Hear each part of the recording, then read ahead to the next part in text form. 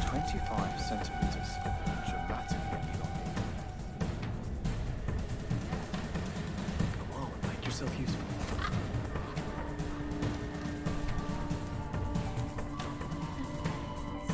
That was fun, right?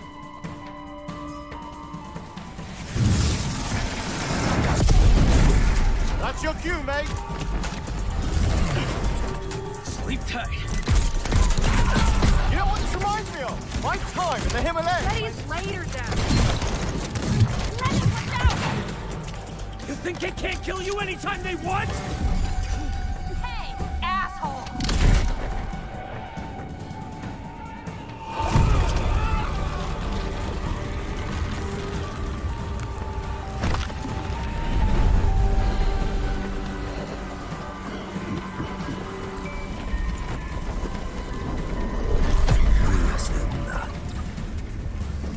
How do we always get into this shit?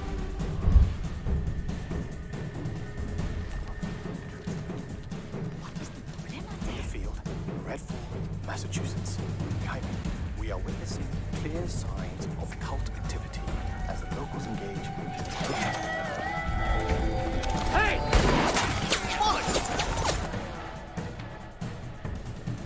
Really hope the video was worth it. Everybody, fall back! People need to know what happened. Layla, you with me? Get me on the roof now! Thank you, Layla. You're the best. Oh, Jacob, don't even mention it. Reverend! Now or never!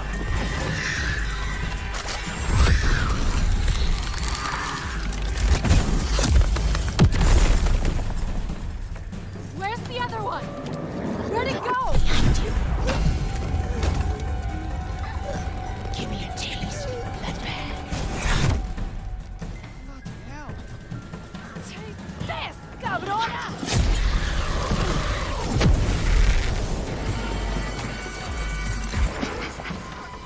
Watching you. Ah! Jacob, there's something! Thump goes the rabbit's heart. Shit. Dev's gonna love this one.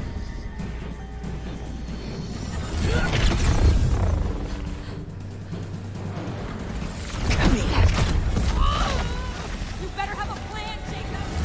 Yep. Don't miss. Don't touch me! Look! A new one! Vivo, adelante! Go, go!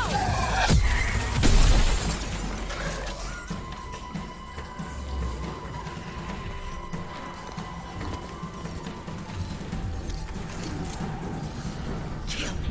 Hold me. You can't break the blood trends. It's only just begun.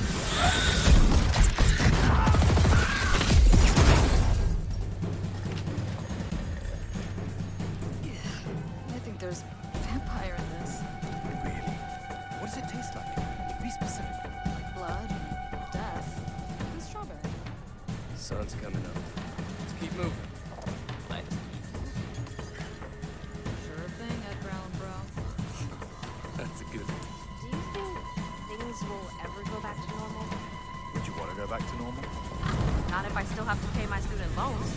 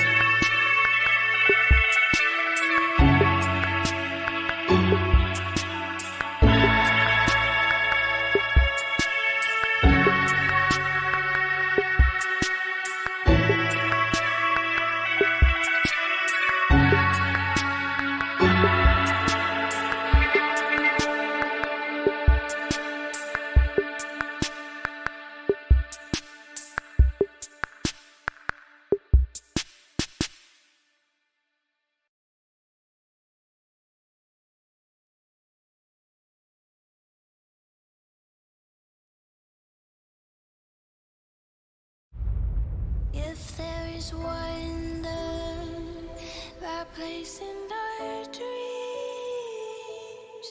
we can disappear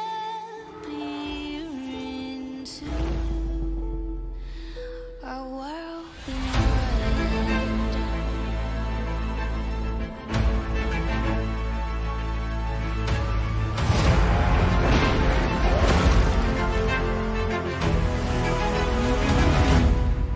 Bring me that horizon. If we can imagine and know what to do, we can fall into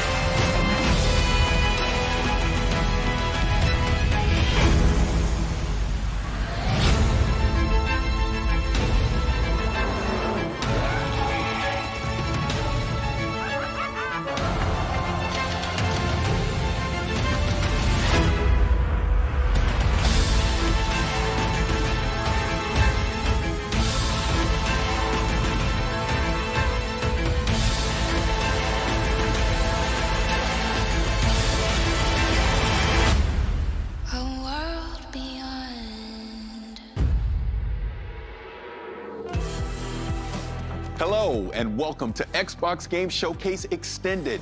I'm your host, Parris Lilly. You may also know me from Gamertag Radio and Kinda Funny. I'm excited to be here with you today. We just saw a recap of Sunday's Xbox Showcase, and wow, 30 games from some of the world's most talented developers, and 27 of those games are coming to you on Xbox Game Pass. We saw the first in-engine footage of Starfield and learned that, yes, Bethesda is bringing it to Xbox, PC, and day one on Game Pass exclusively. They also showed us Battlefield 2042, Sea of Thieves, A Pirate's Life, Stalker 2, Psychonauts 2, and how about Redfall? Like they said, this year, Xbox is all about the games. Today, Xbox Game Showcase Extended is our chance to hear from the developers behind the games that are redefining interactive entertainment.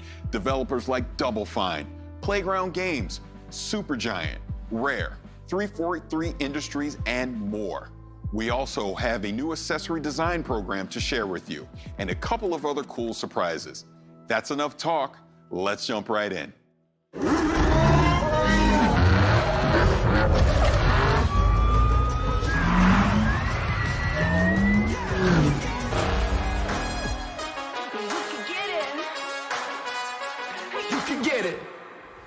You can see it for yourselves. Forza Horizon 5 looks phenomenal.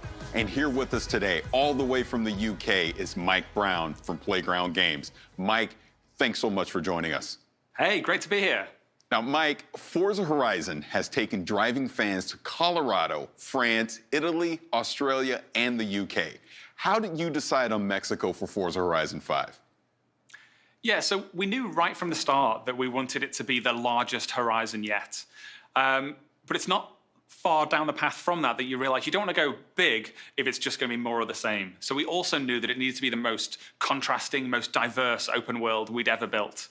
And then when you start to look at Mexico, it really is like the whole world in one country. It's got snowy peaks, tropical jungles, epic canyons, amazing beaches, beautiful architecture, incredible historic cities, but also modern cities as well.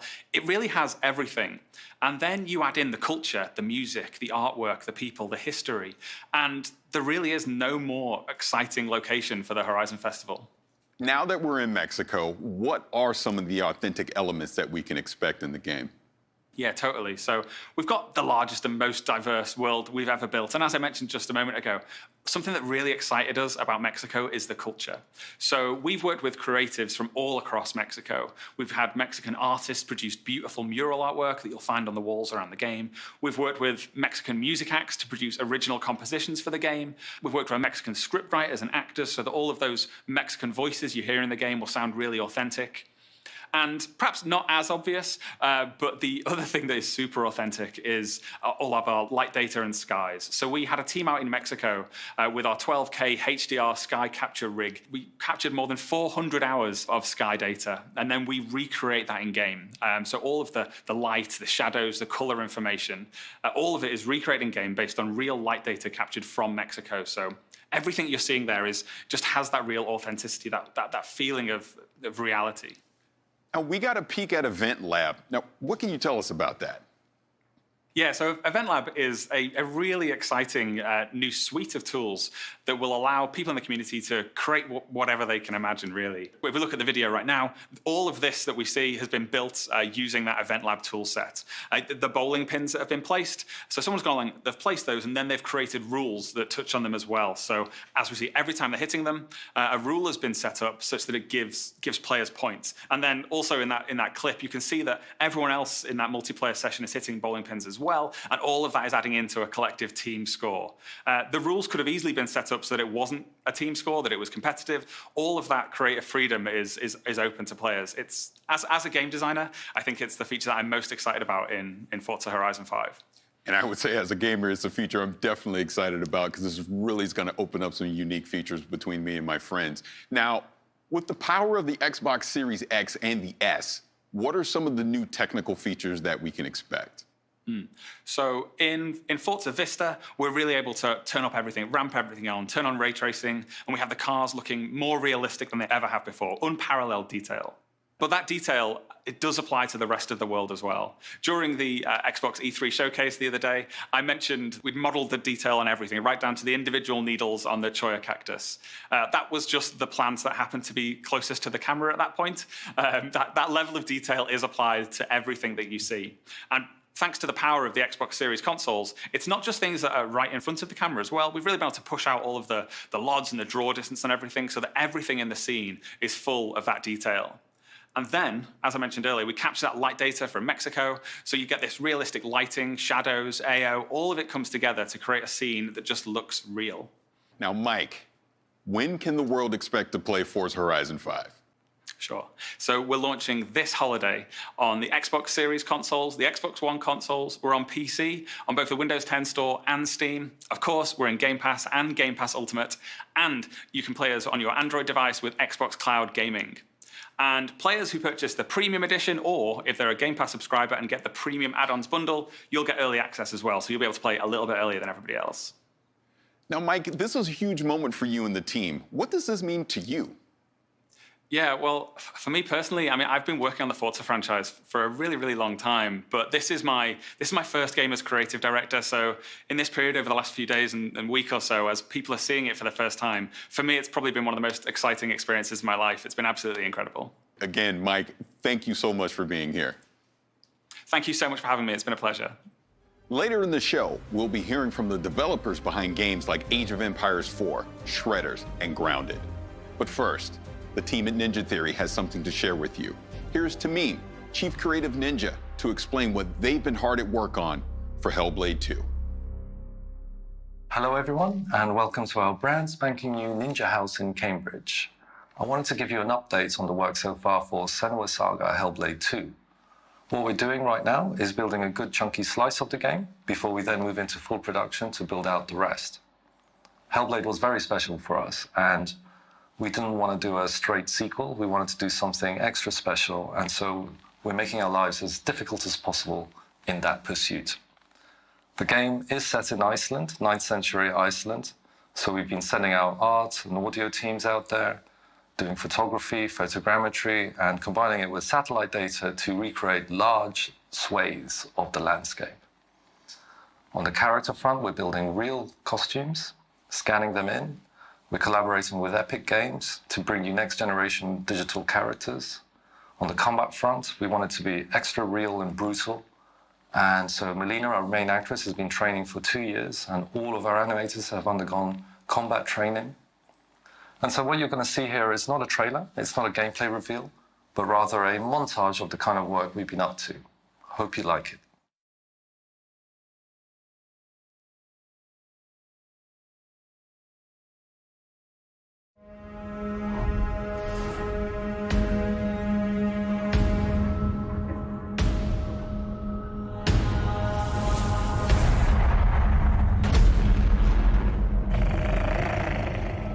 Will you follow me on this journey? By sea, by land, and dreams, through the valleys of despair, over the mountains of rage, to the depth of fear in my mind. You might see me as weak, but I will show you what lies behind my eyes. With our swords, we will forge new stories to strike the gods that haunt us. We will embrace our suffering, soothe our scars of grief, and break their siege of our minds. They may see them as gods, but we will show them what lies behind our eyes. Gá í á fjalli, undis njóta.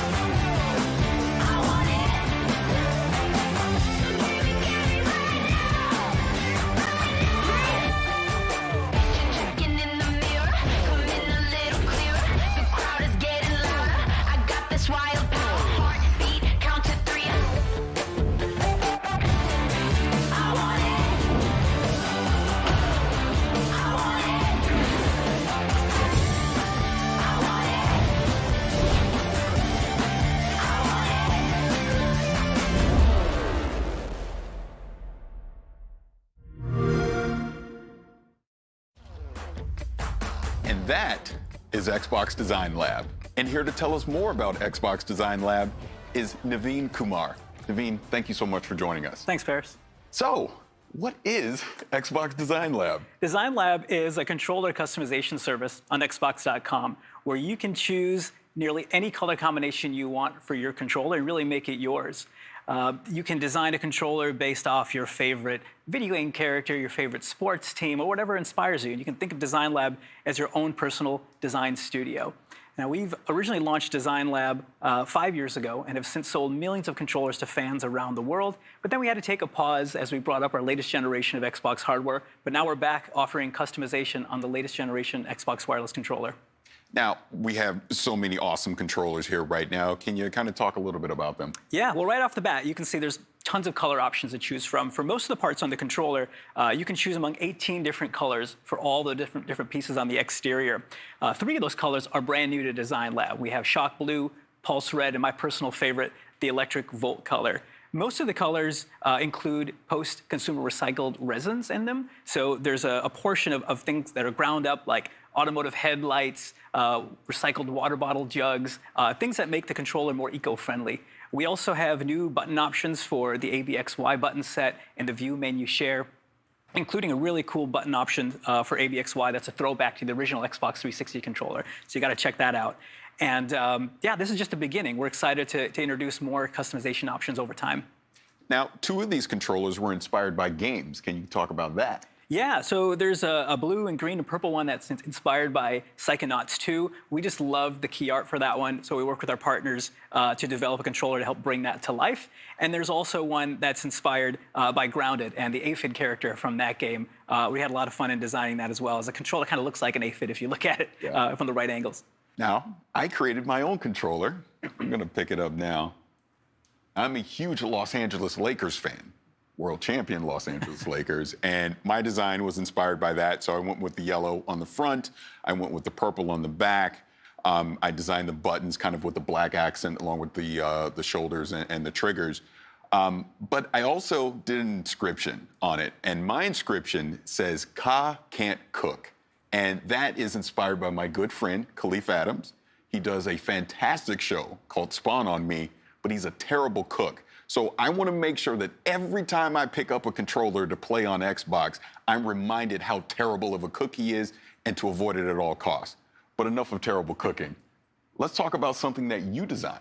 Yeah, I designed this controller right in front of me here. Again, on my favorite color, this Electric Volt. I just love the way that the midnight blue accents pop against it, the dark ABXY colors. And this one's inspired by a pair of sneakers I have at home, so I had to make a controller based off that. That's awesome. Now, one last thing. When can fans expect to start designing their own Xbox controllers? They can start today by visiting xbox.com/Xbox Design Lab. There's tons of inspirations to choose from.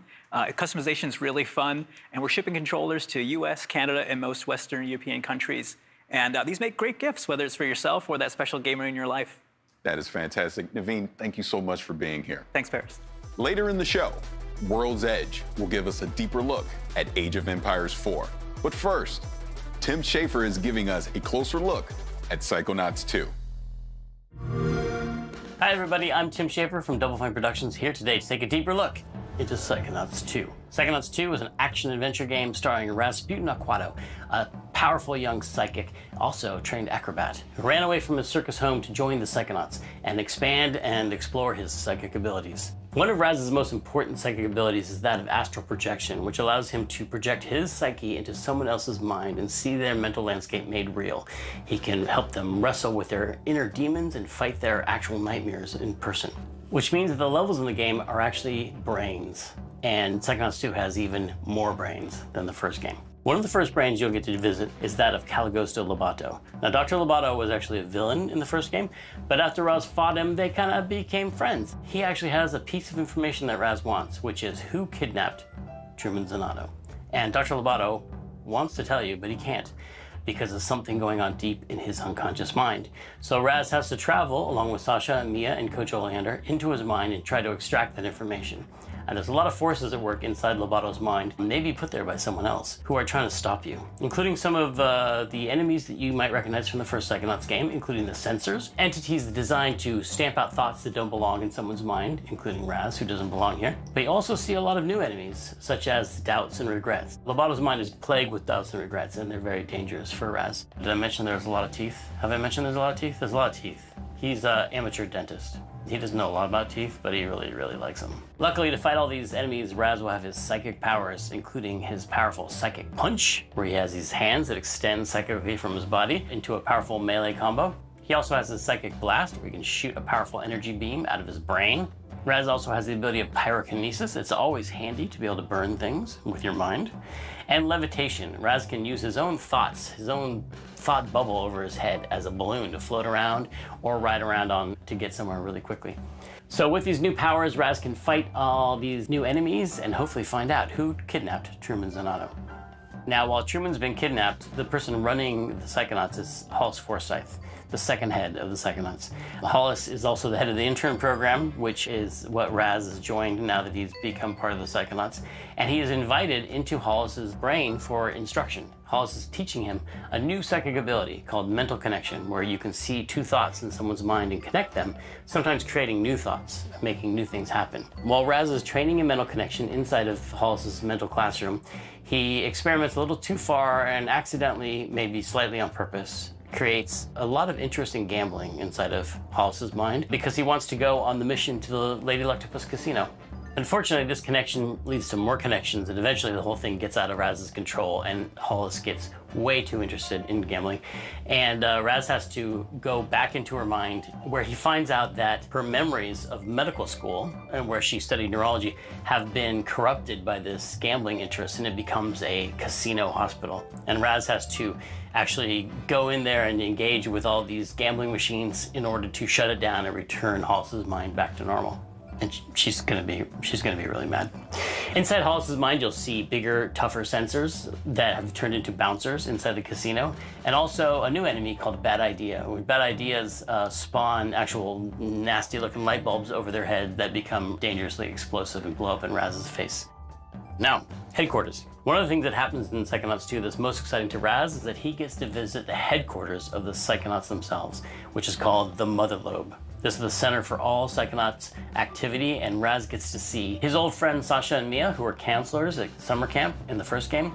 He now gets to see where they work. He gets to see their offices, he gets to see their labs, he gets to see their co-workers, other agents in the field, but also he gets to see the admin and maintenance staff as they go about their business and hang out in the cafeteria, and sort of the everyday happenings of what appears to be normal in the Psychonauts world.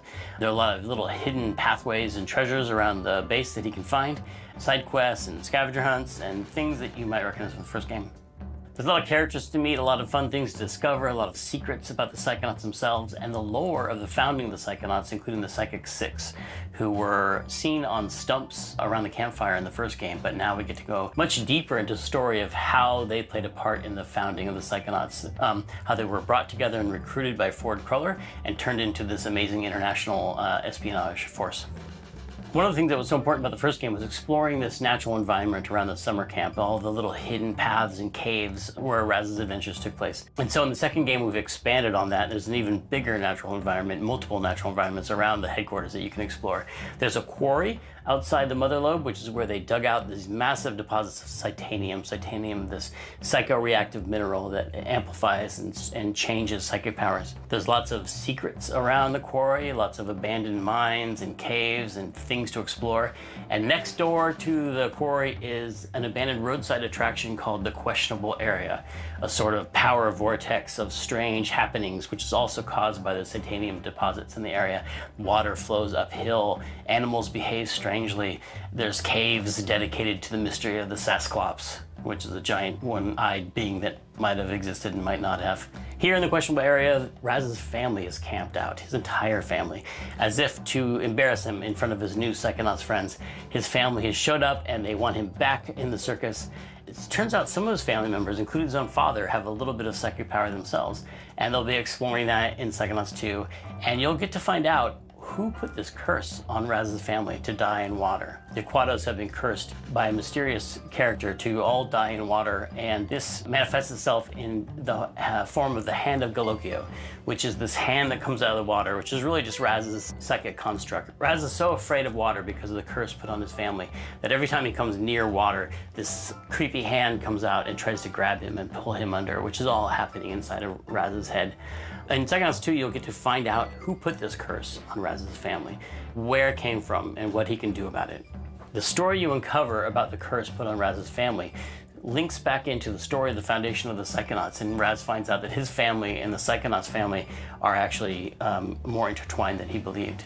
So there's a lot of mystery to discover for the player and Raz and his family and his friends as they explore the connections between his family and the Psychonauts and what it all has to do with Maligula. Maligula is one of the first villains the Psychonauts ever fought. She's a powerful psychic and she's a mass murderer, and she's been believed to be dead for many years, but there's a lot of unknown things going on behind the scenes and a lot of mysteries and a lot of plots for the player to uncover in Psychonauts 2. So that's it. Thanks for taking this deeper look into Psychonauts 2 with me. The game is coming out August 25th, and you can pre-order now. So I'll stop talking so you can go and do that. Thanks for watching.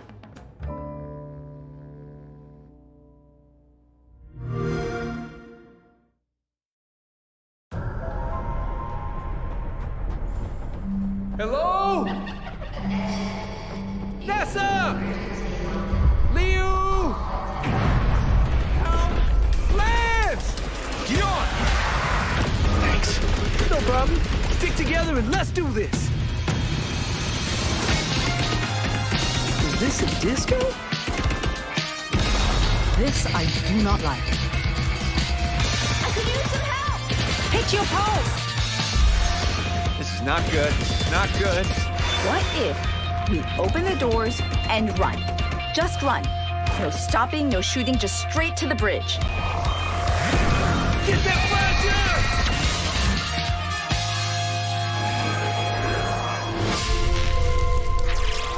Heavy. Really? We call them tanks. I call them brutes. From Latin, brutus. We'd sound smart calling them brutes. Eon, you don't want to get in here and help name these? Nah, I'm good. Brute!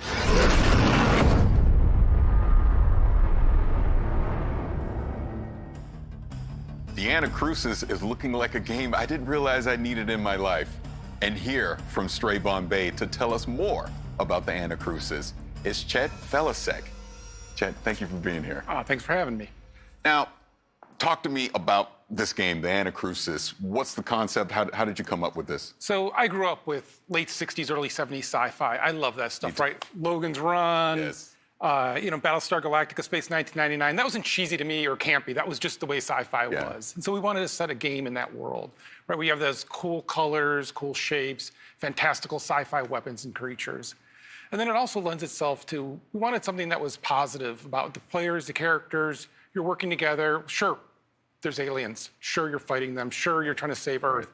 But you're doing it in a positive, uplifting way. Yeah, after the pandemic, I don't think I could go back to a dreary, post-apocalyptic world. I need something uplifting, and so we wanted to deliver that. That's awesome. Now, talk to me about the gameplay. You've said that there's an infinite replayability to this, so how does that factor in? Yeah, so there's 4-player co-op, because you're playing with your friends, and what we want to do is make sure that it's different every time you're playing it. And so we have a lot of different systems that do that, but underneath it all is the idea of the AI driver. The AI driver is driving everything that's happening in the game with items, where they're placed, what's happening with the creatures, what's happening with your health kits, your perks, all of those systems are driven off of that.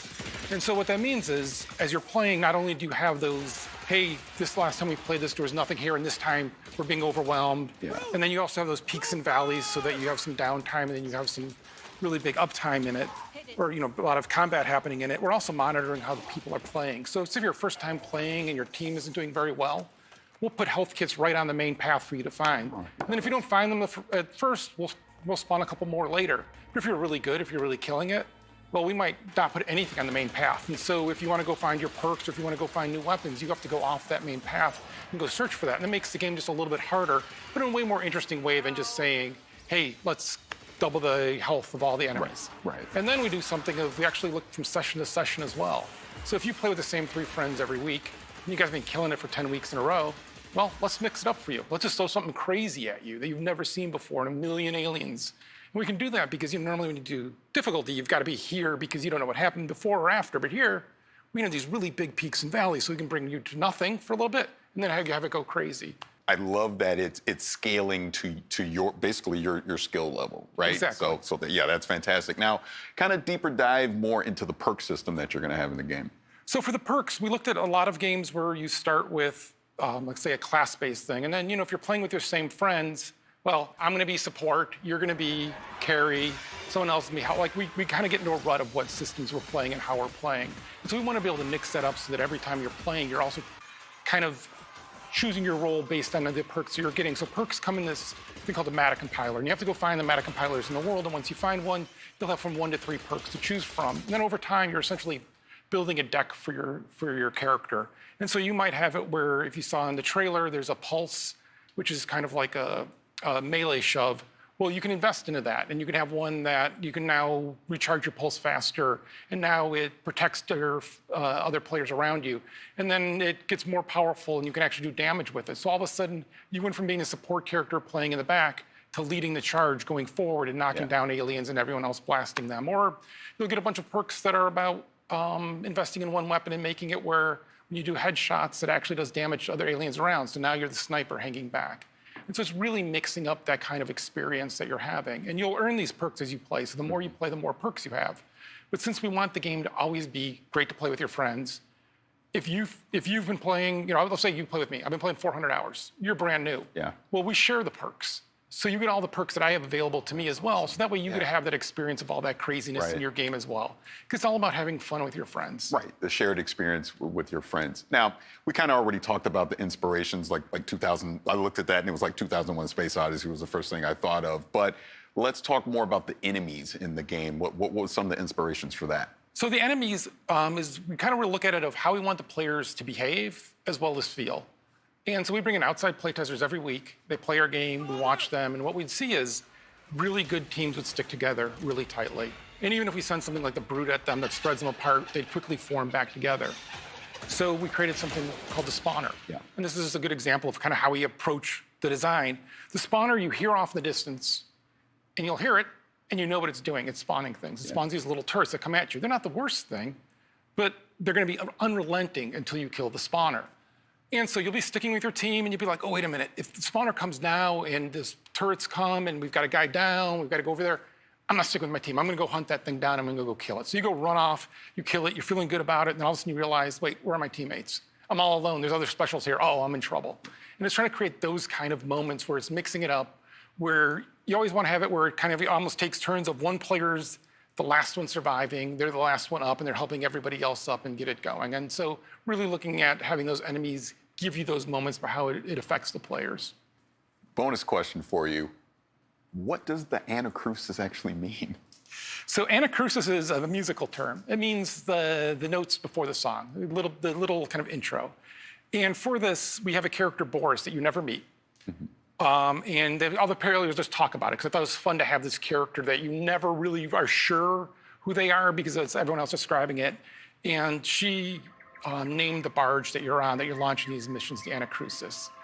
And her thought there was, this is not the main event. This is not us against the aliens with fighter pilots and everything else. This is just regular people. This is the pre-battle to the battle. This is finding out about these aliens and what just happened. Oh, that sounds so cool. Again, the Anacrusis, everything that you talked about today, it sounds amazing. I can't wait to get my hands on it. But Chet, thank you so much for being here. I really appreciate it. Thanks for having me. We've got so much more coming in today's show, including Obsidian Entertainment with Grounded, iLlusions and Let It Roll with Shredders, and 343 Industries with a deeper dive on that incredible multiplayer trailer for Halo Infinite. But first, the original Stalker was one of the most intense and eerie games of its era. Next year, we return to Chernobyl for Stalker 2. And Zach from GSC Game World has a closer look at the game. Let's check it out. Hi everyone, it's Zach from GSC Game World. It has been several days since the gameplay reveal of Stalker 2. Our game now has a subtitle, Heart of Chernobyl, and a release date of April 28, 2022. By the way, the pre-orders are opened for both PC and Xbox. You're obviously here willing to learn more, so here are several details about Stalker 2: Heart of Chernobyl you probably didn't know yet. So let's dive a little bit deeper in our trailer. This section of the trailer is a bandit's gunfight on the chemical plant. You can see the actual in-game animations of picking up the weapons and installing modifications on the go. The thing is, you can notice the teaser of a new faction. We are not showing the exact moment right now because we wonder if you can discover it yourself. You may actually recognize the exact location on the swamps. If you played Stalker Clear Sky, you may remember this place. The time did the job, but the tower is definitely still there. Also in this scene, you can see a brand new detector Skiff is using for the artifact hunt. Because of its form, it's called Gilka, which actually means a branch in the Ukrainian.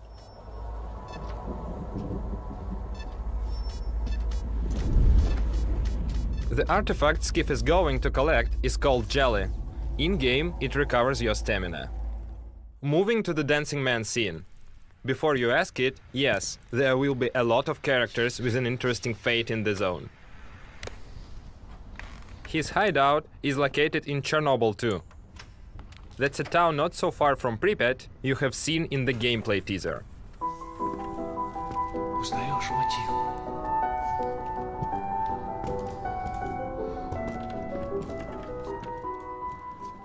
Вот это культура! А ты одно и то же по кругу лобаешь. Сам же просто. The campfires. A small isle of safety in the unwelcoming zone. A place where you can finally have a little rest before another foray. You have seen the campfire during the first trailer in the Rookie village. Of course, it wasn't the only one. The zone is full of dangers and mutants. The monsters are the result of the numerous experiments. We're not ready to show you all of them, so let's stick to the old good bloodsucker for now. Считаешь, я не думал, как обойтись без его смерти? Она не могла быть свободна, пока он жил. Зато теперь посмотри на нее. Нет, Скиф, я не отдам ее никому. Зона дала мне жизнь, новую жизнь. Жизнь, которую я готов вернуть, если потребуется. Я буду защищать ее. Всегда. In this rooftop scene, we are truly proud with the quality of the animations. We made a small behind-the-scenes video from our motion capture studio. The face photogrammetry process makes the final result as close to the reality as possible. Она не могла быть свободна, пока он жил. Я буду защищать ее. Всегда. The Gauss gun you're seeing in this section is one of the most powerful weapons from the arsenal.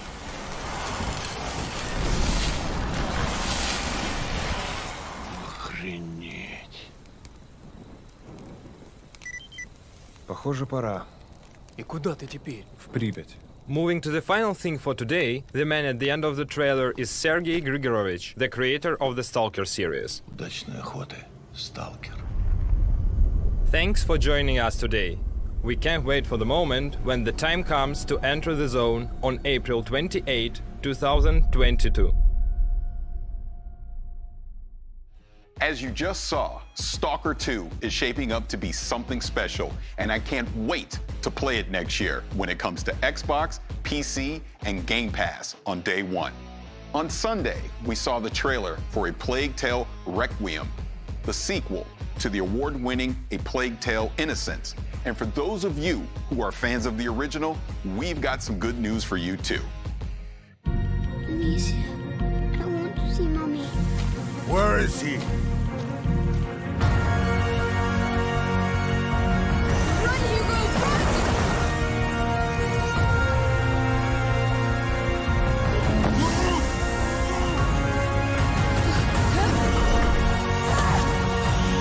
No one can escape their own blood. Colorless, odorless. Where is your son?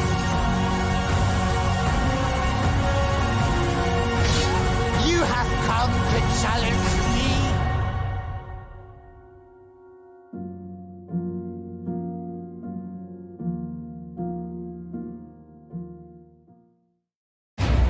If history was in your hands, what would you build?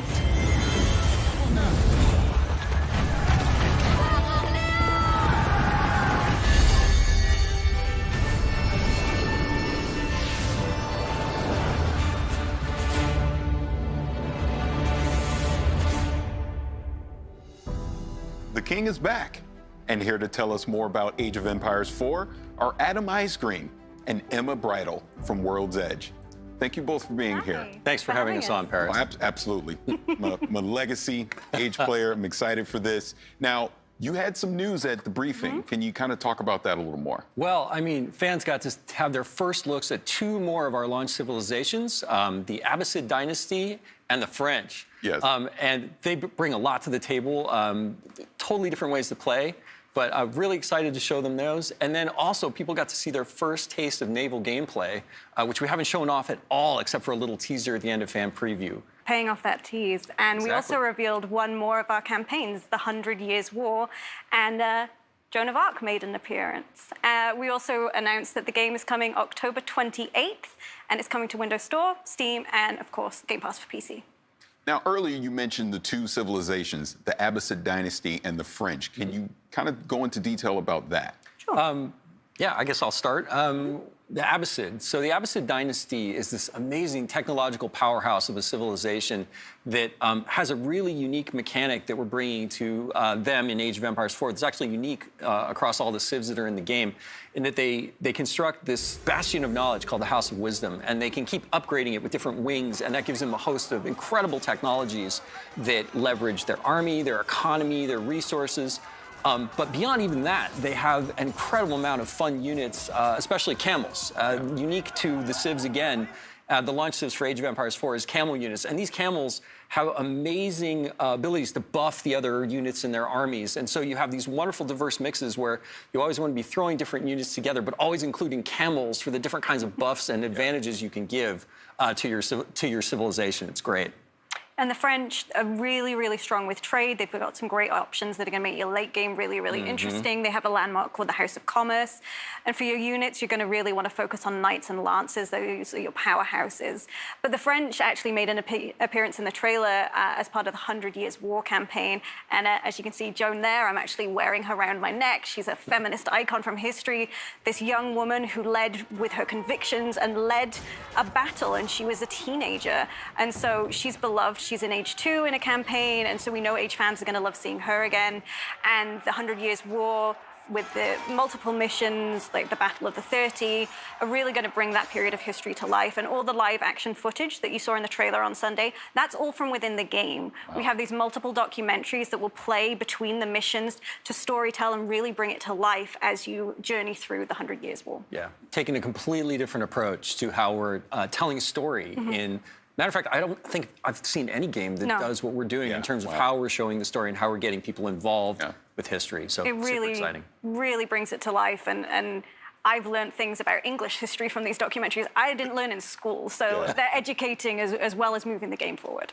Now, community feedback is always important in any game, but especially in something like Age. Now, how have you taken some of that feedback into development for Age 4? So we formed a community council back in 2017. We wanted our community and our players to have a seat at the table for development. We're making the game for them. So they've been hands-on with the game for a really long time and giving us their honest feedback. And we then take that to the game team and they look at making changes based on what they've told us. So they've influenced things from the look of the UI icons, the influence system that's built into Age 4. They've really, really helped us with their viewpoints make the game better. And one thing they really pushed for actually was naval. Yeah, it's amazing. We actually, if you look at a lot of the data, we see data on all of the Age of Empires games that people play. And naval is one of those things that in Age 2, a lot of people don't use it, which is crazy, right? But if it wasn't there, people would miss it so much. And sometimes we have to ask those hard questions when we're making games, right? We say, like, do we need to do this? And it was something that we felt weird about. And we went to the council with it and we're like, hey, not even you guys don't play naval all the time. Like, do we need it? And they're like, yeah, no, we see your point, but you have to have this. Yeah. And it was great. It was a great reaffirmation. And we throw a lot of things like that at our council to make sure that we're making the game that's great for all the different kinds of players that love Age of Empires all over the world. And now we're heading towards launch. Yeah. We're branching out beyond our council. People are going to get hands-on for the first time. So we had a fan preview event back in April, and we looked at the feedback from that and have made changes since then. So, you let us know that you didn't feel like the weapon scaling was quite right. So we've gone ahead and we've improved that. That is fantastic. Now, you actually hit on something that I wanted to jump into because Age has been around for a while. There's been previous games, but you continue to make content for those. So what's some of the news you can share as far as development with some of the legacy Age games? Well, we have a new expansion coming in August for Age 2 Definitive Edition called Dawn of the Dukes. And in that expansion, we're going to be adding 2 more civilizations, the Bohemians and the Poles, and 3 new campaigns for the Lithuanians, the Bohemians, and the Poles. And those are great stories about really cool, brother and sister teams that work together to kind of rise up these empires, and I can't wait for people to get their hands on it. And the great thing is that if you pre-order Age of Empires 4, you get that for free. That's part of the deal for pre-ordering Age 4 on the different platforms. And for Age 3, of course, because we don't want to leave them out either. Age 3 Definitive Edition, we're hard at work on an African PDLC with new civilizations and campaigns. Cool. Yeah. And I can't wait to show more, but we're not ready to talk about that one just yet. But if you don't want to miss out, go to ageofempires.com, become an insider. You get little sneak peeks at things we've got coming and chances to get hands-on with content early. Yeah. Now, shifting us back to the present in Age 4, what's some of the things people can expect as we lead up to launch? Well, we've got a bit of an exclusive for you today. So we're going to name our remaining launch civs and our remaining launch campaigns. We're not going to show them just yet. That'll come closer to launch. But our 2 remaining civilizations are the Holy Roman Empire and the Rus. And the names of our 2 remaining campaigns are the Rise of Moscow and the Mongol Empire. All that sounds fantastic. Please. No, I was just going to say I'm so excited. I get all gushing about things like this. You're going to have to wait a little more to get information and see more detail on those civilizations and campaigns, but we've also got, a ton of stuff planned. We have a beta that's going to be coming up. So, you can go to ageofempires.com to sign up be an insider to get in our beta and get a chance to actually get hands-on with the game. And then, of course, again, we're launching October 28th. Yep. Not long to wait. On Steam, on Windows 10, and on Game Pass for PC. So it should be great any way you want to play. We're just really excited. That is great, and I'm sure Age fans all around the world are really looking forward to that. So, again, Adam, Emma, thank you so much for being here. Thanks for having us on. No, thank you. Massive battles across land, air, and sea have been a hallmark of the Battlefield series from the beginning. In this next video, design director Daniel Berlin will tell us more about what DICE can do when it brings all-out warfare to the world's most powerful console. Incoming fire!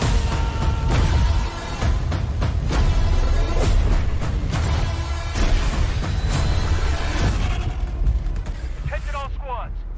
The thing that will really excite players is the introduction of all this cutting-edge technology that we're just infusing into the sandbox. I think just having the comeback of the helicopter on the battlefield, it just introduces a whole new layer to the sandbox. It just gives players so much more tools that makes it more Battlefield than it's been in a very long time. We really enable our players to be really, really creative with the tools we give them. And that's what Battlefield is kind of all about. Being in a massive, open, war setting and being able to say hey, there's a problem over there, go solve it. And the players actually choose how they want to solve that problem and through that process create their own Battlefield moments. So in 2042, you will experience 3 really distinct experiences. The one we're talking about right now, we're talking about today, is the experience that we call the all-out warfare experience. Now, this is the place you go in 2042 when you want to have those classic Battlefield experiences, this massive war where it's, air, land, and sea just coming together in these massive battles. But we've actually made a distinction between 2 separate experiences within the all-out warfare experience, and that's Conquest, which is a very much a staple for our franchise. It's something that our fans know and love, and we're just taking the Conquest experience to the max this time around. Conquest is all about the freedom, the access to the sandbox, being able to choose where you fight, how you fight, where you want to go. But it's also experience that will allow players to kind of choose their own pacing. And there's moments in Conquest where it's complete chaos. When a lot of players they just converge on a single point and the chaos goes up to the maximum. But there's also moments within Conquest where, you've just had that big battle. And now you've won that battle, and you go like, okay, you bring up your map and you have a conversation with your friends and you say like, okay, where do we want to go next? Oh, we need to go over there to that state. Okay, how do we get there? Oh, let's call in a vehicle. And a vehicle, you can call it in wherever you want. And then your friends, you hop into the transport vehicle and you go across the map and you go to a new location where there's a new fight. So Conquest is just that full freedom to the sandbox. And right next to that lives the other experience within All Out Warfare, which is Breakthrough. And this is a significantly more guided experience. It takes you on a journey throughout the entire map. And in Breakthrough, there's an attacker and there's a defender team. And we kind of compress them into fighting head-on in a specific space. So the time to action is short and the level of chaos is really, really high. There's helicopters and there's tanks and there's infantry. There's just everything happening, and it's just complete chaos in Breakthrough. So All Out Warfare kind of takes these two fan-favorite staple modes and we make them distinctly lean into their specific strength. And that's on the Xbox Series X and the Xbox Series S, you will actually be able to play All Out Warfare experiences up to 128 players, which is a double to what we've done in the past in the franchise. And this is really, you can have those moments when you're playing 2042, when you're sitting in a helicopter and you look down and you just see this, sea of tanks, soldiers, infantry, helicopters, fighter jets just moving in unison, and you kind of get this feeling that you're part of something bigger, like a really, really massive army. And that's the strength of the massive play spaces that we're building. And we're able to really make this play really well. We've altered our way of handling level design. Because it wasn't just as simple as, just making it bigger and then portion the locations out. It doesn't really work that way. So we've leaned into a new type of design mentality that we're calling clustering. Now, what clustering means that you will have a massive battlefield in front of you. But within this massive battlefield, you will have particular clusters of objectives. So the map Hourglass is set in Doha, Qatar. And it is, I'm not going to go into any specifics about exactly how large it is, but it is definitely one of the larger maps that we will have in 2042. It's one of my favorite maps personally because it has some really, really cool, distinct locations within it. Down to the south of the map, you'll have a fully destructible village. And this is a great space for infantry and vehicles alike, because as a battlefield player that infantry is skulking around inside the buildings, but when you're in your tank or your attack helicopter, you can just can destroy those buildings and get access to the infantry. And you can go further east and you'll find a bunch of high-rises, skyscrapers. And so there's a whole section there where you can enter the skyscrapers, you can go up to the top of them, you can zip line between the roofs, have fights in between the rooftops. But if you want to change it up even more, you can basically skydive off of the skyscrapers. And if you're playing a particular specialist that has access to a wingsuit, you can actually glide across the entire map space and get yourself all the way over to the stadium, which is on the east side of the map. And the stadium itself, it's a place you go when you really want to just take out your shotgun and have some close quarters combat. So the mentality here of building larger maps, but creating locations within that map where there's a particular type of gameplay. And with the Conquest game mode, for example, you will also see the fact that if you want to capture the entirety of the stadium, it's not just to go there and capture one location. You actually have to capture multiple locations within the stadium in order for you to kind of to consider it yours, that your team can actually get benefits from it. So lots of dynamic moments on Hourglass. And if you saw in the gameplay trailer as well, there's a massive wall of sand moving across the entire gameplay space. So what happens when this massive wall comes, of course, it engulfs you in the storm itself. But as it passes by, it leaves the entirety of the map in a different mood, in a different light, and it changes the visibility for the player. And this is a really good time for you to lean into our Plus system, where you have the capability to actually alter the customization on your weapon. But I'd also like to mention, though, that the wall of sand is one thing, right? But there's also the possibility of the tornado.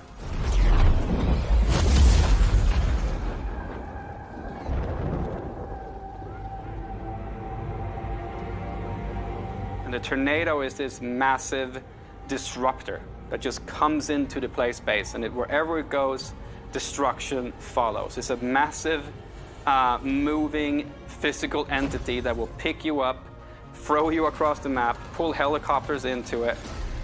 It's just a crazy, fun physics experience that happens as you play the map. So everything is in the hands of the player. This really is a sandbox. And these moments are in the hands of the player. While in other games, the battlefield moments are pre-scripted, in our game, they just happen. And they happen differently every single time because it's players controlling what's happening around you. That's something that you only get in Battlefield. And that's why I love Battlefield so much.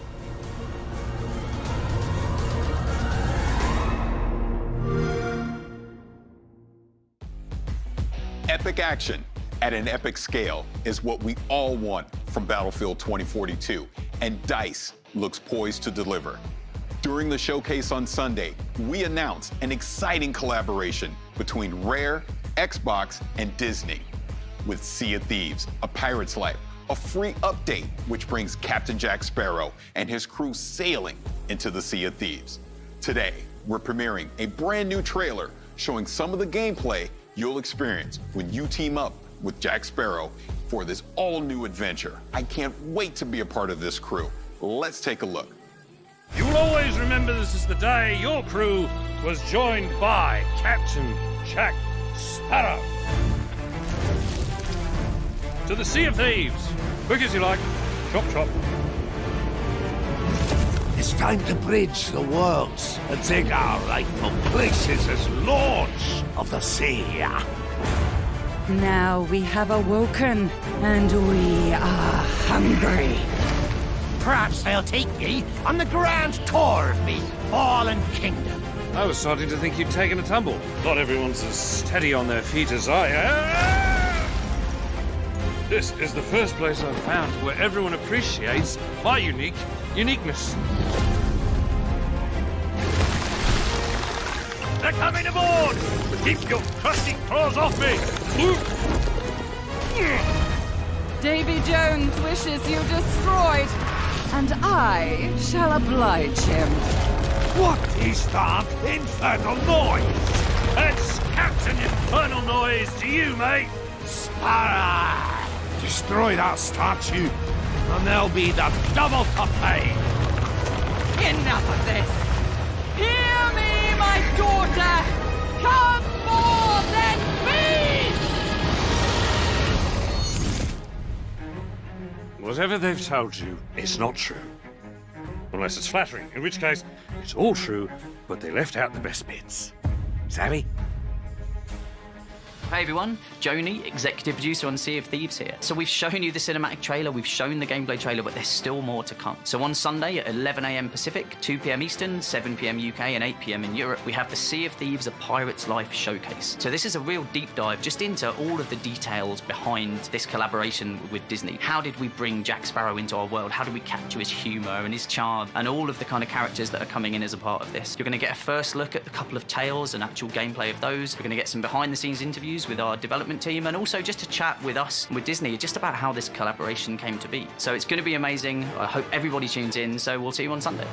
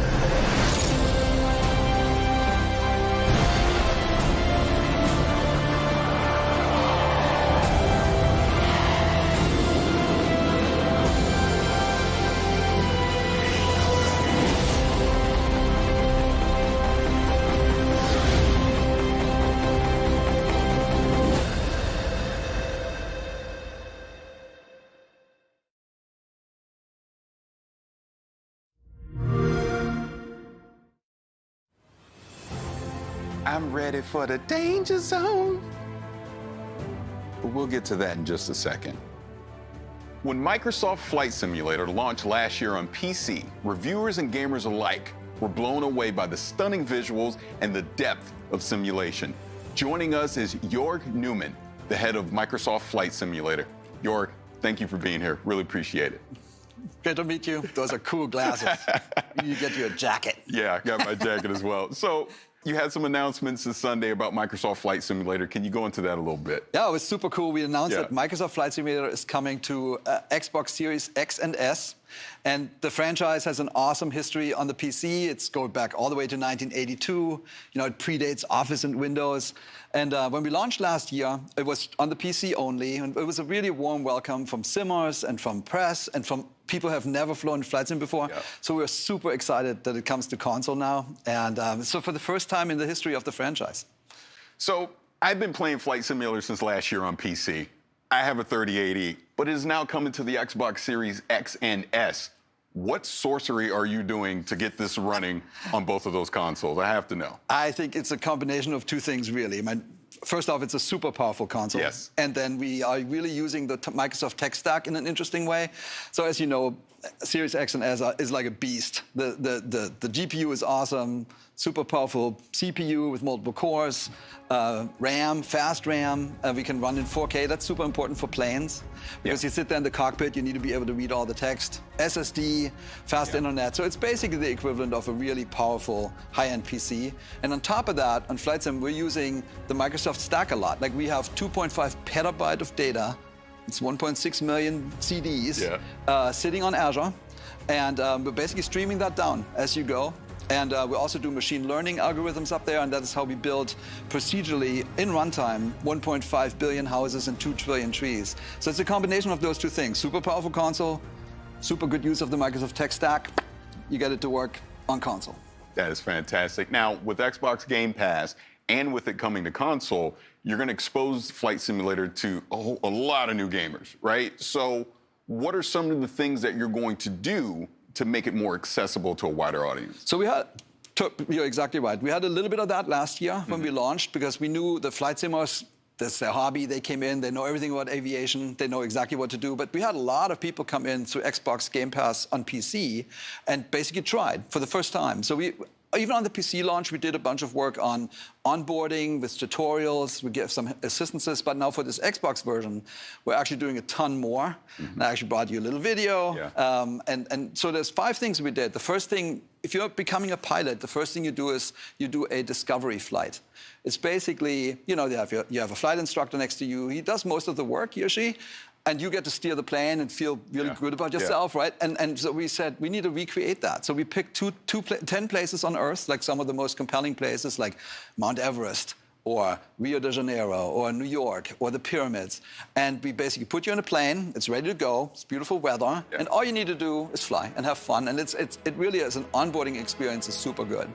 And then we noticed on the PC side that people really love to explore the world in Flight Sim. I did that. I've spent like a month in South America, and I've never been to South America, and it was super cool. But it was only visuals. And, you know, so you didn't quite understand how everything fits together. So now we added labels. And Bing has all these labels basically for every POI, like famous place or river or mountain. So we have all those now, and we put that into the world map. And even if you go down and you try to plan out your flight, you can now see all the cities around you. And it totally transforms the experience. Same in-game. So we now have labels in-game where you see, you know, here's Everett, over there's, you know, whatever, and you learn about the planet more, and it's a much more enriching experience, just experiencing the planet. Oh, absolutely. Yeah, the next thing we did is we revamped the tutorials. We wanted to basically smoothen out the onboarding experience. We wanted to retain knowledge more. So we had 8 tutorials on the PC, now we have 22. Oh, wow. And they're shorter, they're much more focused, and we have a performance indicator system. So basically it rates you and how you did, and you get a score. And honestly, I can speak for myself. Like, I'm totally motivated to get better and better and better. And with that, you learn more and more how you really fly. So it's been super successful, and I think it's going to help newcomers a lot. The next feature that we have it's called Flight Assistant, which I use a lot. It's basically, so imagine you fly over New York and you see you want to actually just look at the landscape and look at the city, but you know eventually you want to go to Brooklyn Bridge. So on the flight instructor, you can now, flight assistants, you can now click on, go to Brooklyn Bridge, and the AI, almost like a co-pilot next to you, will fly you to the Brooklyn Bridge, and you can just look around and have an interesting time. Same with airports, which are sometimes challenging for people. Like you can click on the airport and say, please land me at, say, Newark Airport. And then the last thing is, if you really get yourself in trouble, like you stall out the plane or something like that, you can actually now click into, you can now go and basically say recover. And it's almost like the pilot is sitting next to you. It's super helpful. I think that people will love it. And the last thing was, you know, we learned that everybody's good taking off, but some people are hesitant to land, specifically when you look at like big international airports and they seem scary and you need to talk to the air traffic controller and all that, super technical. So we added a new feature called Land Anywhere. Just let them land anywhere. And then when you do that, the first thing you see is 71% of the planet is water. Yes. So we added basically floats to a bunch of our planes, and you can land everywhere now in the ocean or in rivers or wherever. Same with snow. So we have skis on our planes now, and so you can go to the polar regions, mountaintops, or when it's winter, because we have winter, when it's snowing, you can now land anywhere. So I think those 5 things in combination will really make it easier for people who have never been in a flight sim, because it's, you know, we made a decision not to dumb down the flight sim. It's not easier. It's not gamified. Right. Like we gave assistances to help you learn how to actually fly a plane. And I think we're going to achieve that. So one thing on PC is there's a ton of flight accessories that you can use as far as various peripherals and controls. What are you going to be able to bring to the console that can somewhat replicate that experience? Totally, it's a good news story. So there's 2 really good flight sticks already on the console. It's the Thrustmaster T-Flight HOTAS 1, if you have that, and then there's also the HOTI HOTAS flight stick. Yep. And so we fully support those 2.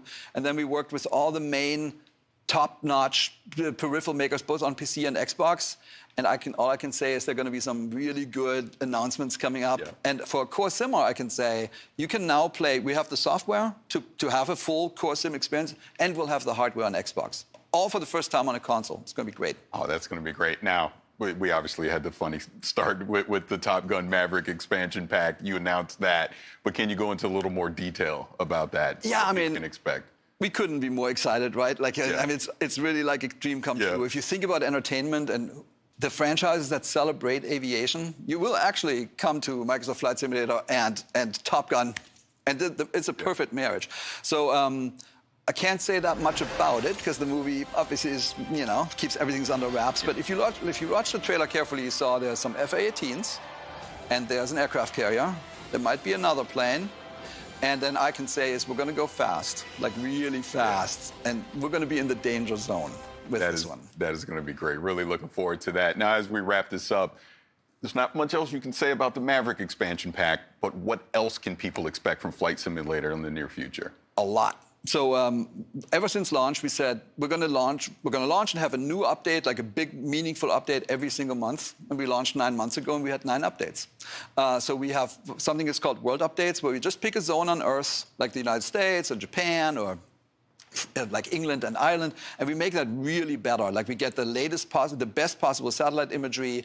We create an elevation map that basically makes the mountains look better. We create 3D cities. Like after launch, we launched London and Paris, and we also make missions. So we celebrate the planet, like with these updates. And we're just going to go around the planet. We're shipping 2 more this year and 6 more next year. And then we also have something called sim updates, simulation updates, where we work with the manufacturers of planes, with the flight sim community out there that knows tons about everything, and also with real-world pilots. And we're basically making the sim better and better. The goal is to make the ultimate sim. Yeah. It's the perfect thing, totally authentic.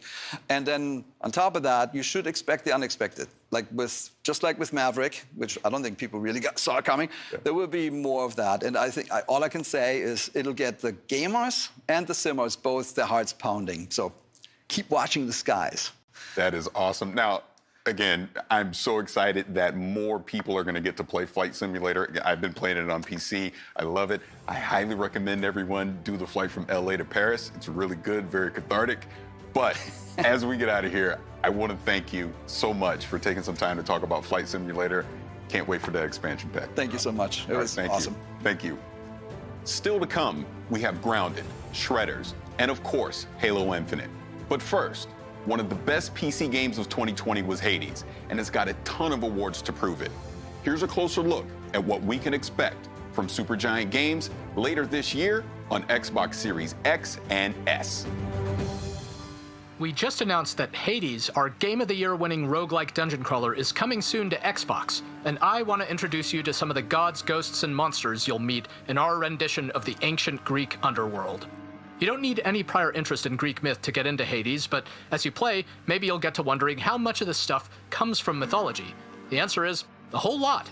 Greek myth is filled with wild, fascinating, often contradictory stories of these larger-than-life characters.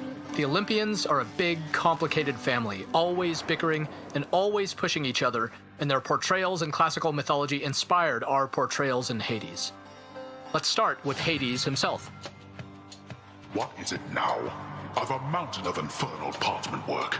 He's often relegated to the role of villain in many modern adaptations of Greek myth, but in classical mythology, he's a complicated guy, and much more principled than some of his brothers or sisters.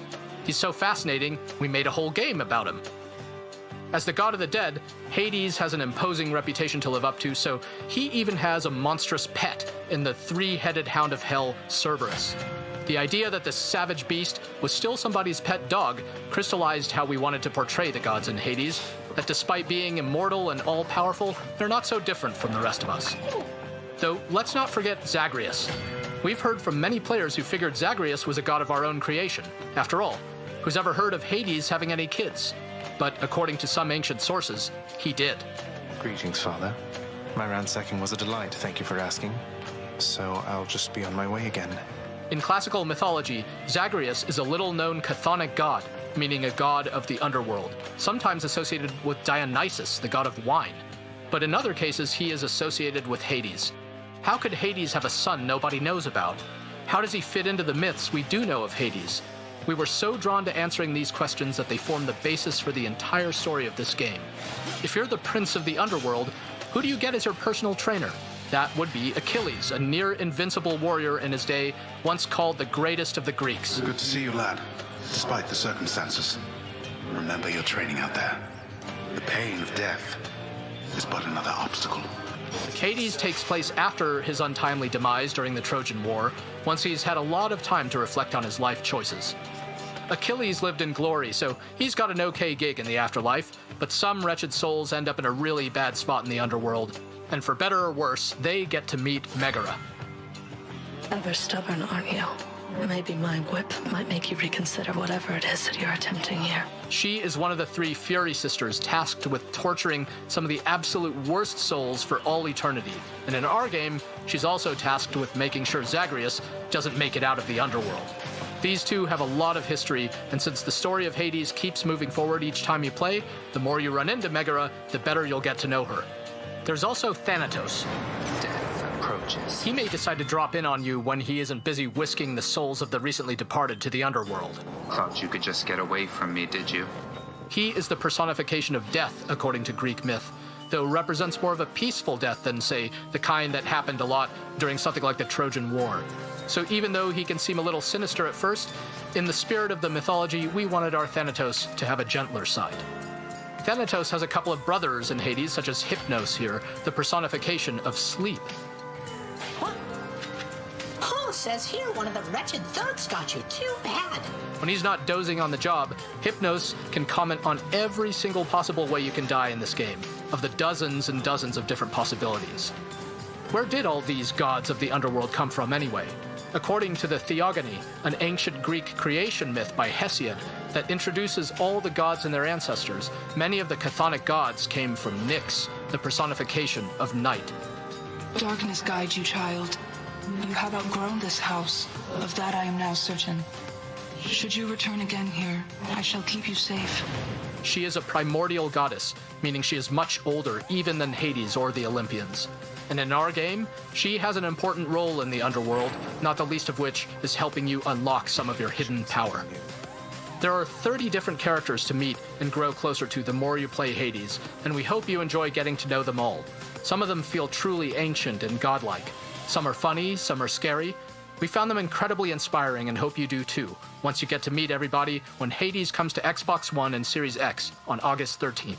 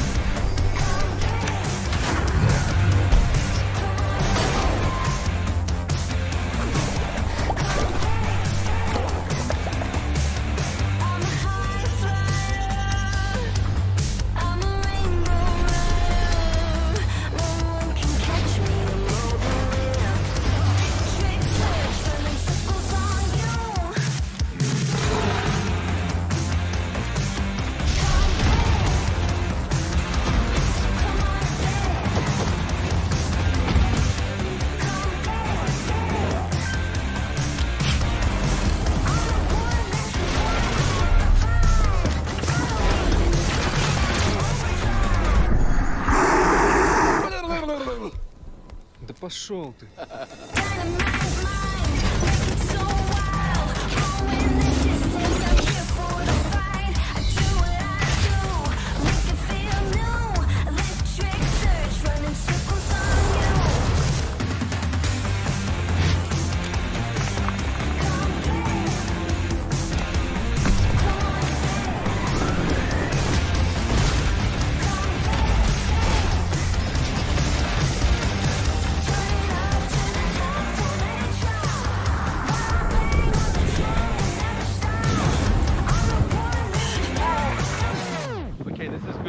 This is really good. Holy sluthering whipple.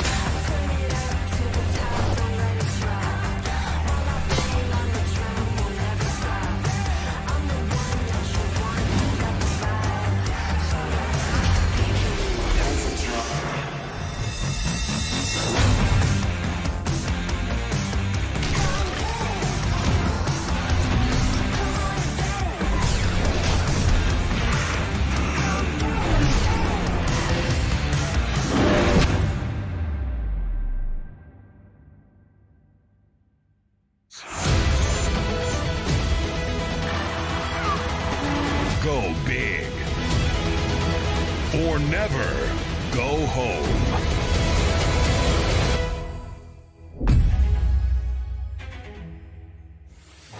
Here to tell us more about the Grounded update are Adam and Eric from Obsidian Entertainment. Gentlemen, thank you so much for being here. Thanks for having us. It's a pleasure to be here. Yeah, it's a real honor. No, absolutely. Love Grounded, love everything that you guys have been doing with it. Now, my first question is this mushroom system. What can you tell me about that? Yeah, so that's one of the big things for the Shroom and Doom update is mushrooms. We're really changing how the yard is with mushrooms. Every mushroom that you see in the yard is now harvestable, which is really cool. So the small ones, the big toadstools, the ones that you find in caves, now those were present in the yard before, but now you can actually harvest them and get mushroom stuff out of them. The next kind of part of that is that we're adding a couple base building elements like mushroom bricks. Yeah. So you have to take all those mushrooms that you find, and then you have to grind them up in a grinder, which is a new building. And then you have to take them to your oven, which is another new building that we're adding, and bake the mushroom stuff into bricks. And then with the mushroom brick buildings, there's a whole host of new options for base builders. And it's more fortified walls and a bunch of other options so you can build a cool big castle. Oh, that's really cool. Now, we saw the Broodmother, so you're bringing bosses into Grounded. What can you tell me about that? What does that mean for the direction of the game as we move forward? Yeah, so the Broodmother is our first boss. Yeah. So we actually launched with the Broodmother, and we didn't really feel it hit the right mark. So we took the Broodmother out, and we wanted to spend a lot of time making it a really memorable boss fight. So we put a lot of development effort behind the Broodmother, and it's going to really feel like a big, huge fight and a memorable one. There's a lot of kind of cool things with it. I don't want to spoil everything. I want players to kind of experience it for themselves. But it definitely is something that we want players' feedback to see, like, what do they like, what do they not like, how is the challenge? We want to make it really challenging and have a good reward for defeating the Broodmother. But is it too hard? We'd like to know that. So for future development on Grounded, like, we want to make more bosses, and so we want to get all that feedback to improve the system. Now, you actually bring up a great point about community, but I'll put a pin in that and come back to it in a second. So I know you don't want to spoil anything about the Broodmother, but is there any tips you can kind of give people ahead of time on what they can do to survive that encounter? I would definitely say that you would need to make sure you have the highest tier armor and gear up really well for this fight, because it is going to be difficult. And then you also want to have the right mutations equipped as well. If you're playing with your friends, it might be good for one of your friends or yourself to use the brand new crossbow we're going to put into the game, so you can have some ranged DPS while someone else like face tanks the Broodmother. So it's going to be pretty cool. That's pretty cool. So again, going back to community, I know you love getting feedback about Grounded, obviously starting as an early access game, but what are some of the things that you're looking for as far as in this update? What was something that you got feedback-wise from the community that you put in this update? Yeah, so there's it's one thing that we love working with community. So that's something that we, as developers, we love just hearing what people have to say about the game, and we're continually developing it with the community. So there's a lot of new things in our new update. One of those things is flipping buildings, and that's one thing that we're really like just adding like those little features. Another one is just sprinting up ladders, which is something that like, just hearing people how they interact with ladders and adding a sprint mode. The other one is one of our funnier features that we're adding is sitting in chairs. Yeah. So it's something that a lot of people really, really wanted. We're also interested in like the first phase of pets in the game. So we're going to start with aphids. So you'll be able to tame an aphid, run around the yard with the aphid. But you also got to make sure you protect your aphid, because accidents can happen in the backyard. Oh, there's one other thing too, achievements. So we're really excited to announce that we have achievements in Grounded, and that's purely based on everyone's feedback. Everyone's been wanting achievements, and so we're finally adding them to the game. That's really good. Now, again, sticking with this, the topic of community. So this was an early access game, and it sounds like pretty much the foundation of what Grounded is was built off of community feedback. So how does that process work internally for you as far as people submitting like, hey, I want to sit, I want achievements, pets. Like, how does that whole process work? So we have a lot of like avenues where we gather feedback from the community. So we do weekly developer streams where chat can ask a bunch of questions when we have Adam on or other developers or myself, and we'll gather feedback in sessions there. And then our main source of feedback is through our official Discord, Grounded the Game. And I use a series of bots to gather a bunch of feedbacks from the players, and then from there, me, Adam, a couple members of the team, and also from the community team get together, and we have a weekly meeting going over all the suggestions and kind of prioritizing what will work and what we can put later in the future for like other suggestions. Excellent. Well, gentlemen, thank you so much for taking some time to come talk to me about this new update for Grounded. It looks like a lot of fun. I'm going to get to sit, I guess, right? Yep. So that's great. Thank you so much. Yeah, it's been a lot of fun. It's almost time for a closer look at the multiplayer trailer for Halo Infinite. But first, it's time to see what the snow, the slopes, and the powder spray look like when powered by Xbox Series X and S. This is Shredders. Hey there, and welcome to this stream where you'll get an extra glimpse on our snowboard game that's called Shredders. I'm Dirk van Welden, project lead at Foam Punch. Hello, this is Marcus Foshmo, tech lead on Shredders and Foam Punch. Yeah, you've probably seen our trailer at the Xbox event. We've been tinkering on this game for a while now, and while it's still in development, we're happy to show you more of this game. So I'm switching to our developer drone cam. I can actually spawn wherever I want, like instantly. But I first want to show you some of the areas we've been working on. This mountain resort is called Frozen Wood. It's inspired by some of the resorts in the French Alps where I've been snowboarding a lot. It has these cozy parks, side kickers, half pipes, really big rails, a lot of features in there, way more than you would expect in a normal mountain resort. But hey, this is a video game and we want as many features as possible. So yeah, like I said, this is completely open and you can go snowboarding anywhere you'd like. You can do some missions, there's like a story evolving around the main character that wants to participate in a kick-ass invitational border cross event. But you can also just cruise around and find some nice lines with a good flow, like for example here in this pillow-like environment that was shown in the trailer. Or you can go up there, like take some huge kickers and big rails at the big park. And just look how big this mountain range is. Like we've got space for industrial areas and street areas. There's backcountry, high mountain riding. There's even an old Italian looking village you can shred. A lot of these locations have been inspired by events happening all over the world and snowboarding movies that inspired us these past years. It's kind of a tribute to, in fact. Also, anywhere you go, you can always ride during golden hour due to our real-time lighting engine. But hey, having a fun and realistic environment is nice, but it's not fun without nailing the riding itself, right? Yeah, so for the actual snowboarding, a big inspiration for us all, I think, has been pro riders, snowboard movies, and all the crazy stuff that they do on a snowboard. And of course, ourselves riding in real life and just having fun and being creative on a snowboard. That's something that we want to bring into the game. Conceptually, we're trying to keep the convention of one stick for the board and one stick for the body, and directly map that onto the snowboarder. So at any point you should get a physical or animation response as soon as you're touching those sticks. And it gives you a lot of freedom in your playstyle, so you can choose to be smooth and lazy, or if you are more like fast and aggressive, or you can change up your style however you want. You want the motions kept fluid and stylish while still being very reactive. So that's a big challenge, and we had to create a complete animation system dedicated just for this. And here you can see the board interacting with the snow. He puts some weight into his turn and he really digs in those edges into the snow for a clean carve.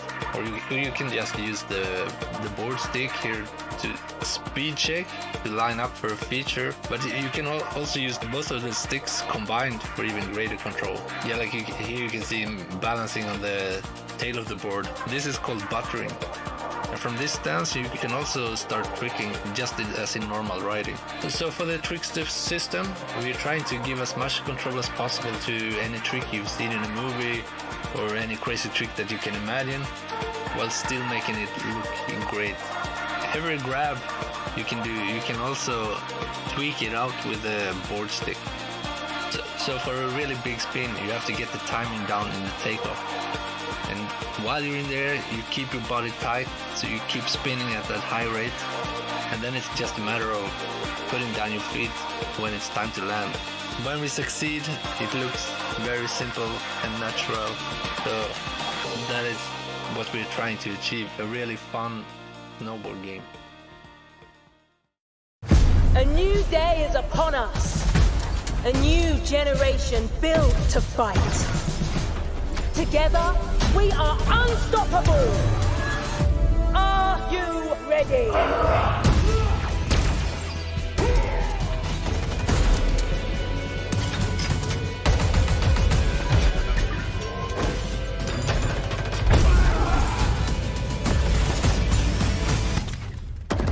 No scope.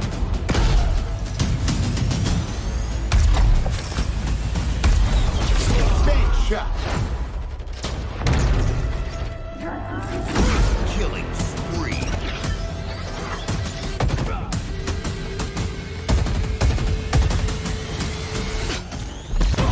Double kill. Hello, let's do some damage. Skewer acquired.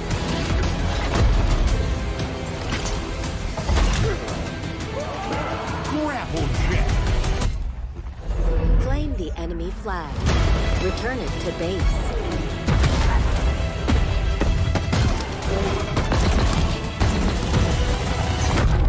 Ordnance drop inbound.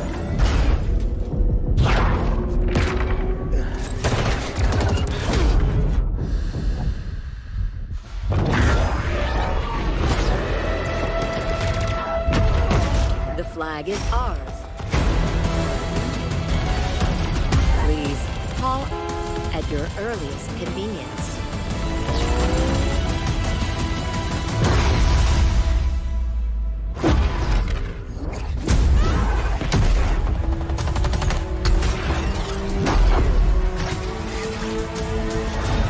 Now, show me what you can do.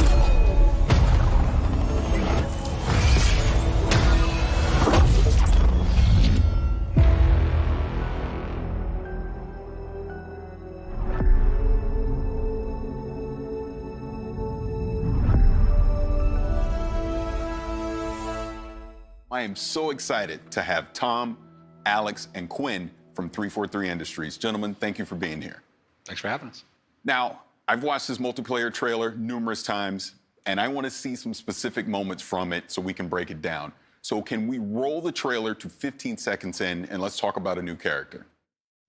A new day is upon us. A new generation built to fight. Together, we are unstoppable. Are you ready? All right, now who is this character? She looks like she's in charge. Your senses are right there. She's very much in charge. That's Commander Lorette. She's in charge of the Spartan Academy, which is the kind of contextual wrapper that the whole multiplayer universe lives in. She is basically training the new generation of Spartans to, become better, and that's really where everything wraps around. I really love this character, and then what's cool is not only is it kind of the contextual wrapper for the game, but it's also we have a whole suite of academy features, we call them, where there's a tutorial that teaches the players the fundamental basics of the game. There's weapon drills that let you practice with every weapon that exists in the game and improve your skills with those.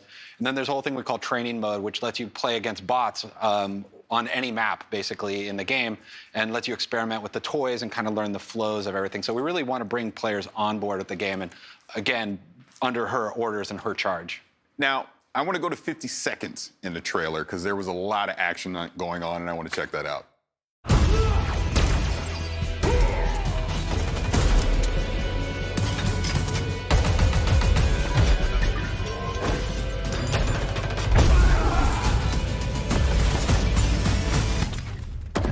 No scope.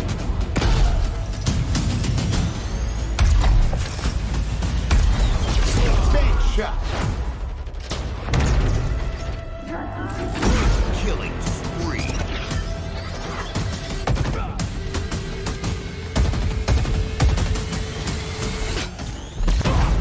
Now, you may have noticed I sat up in my chair a little bit on that one because there was a lot going on there. So please, if you can break that down, let me know what we were seeing.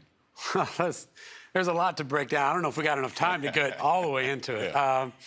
But some of the things that I really love when I look at that trailer is that first sequence where the player, they have the bulldog shotgun, they're running through, shotgunning enemies, they grab the commando off the rack, put some shots in, low sensor, like there's all sorts of different things that the player is interacting with, and that's the sandbox. That's what we call the sandbox, the toys that is at the disposal for our players' hands. And we just really love that moment in the trailer where they have the grapple shot, they look up, grapple the ceiling, and then in midair, no scope snipe an enemy, come all the way down, back whack a foe, and then the rest is history as you just see what happened in that trailer. But that's just some of the stuff that players can do, and that's actually the game. That's not just a movie for cinematic experience. Like, that is the game that if players are good enough, put in time, they can actually do the things that you see in that trailer. Yeah, and few things are more important to Halo multiplayer than like interacting with the sandbox and combining it, picking it up off the map and combining it into awesome play styles. So what we did was every sandbox item in the game, when it spawns, it's spawning on an object in the map, so you can see where those things can be found.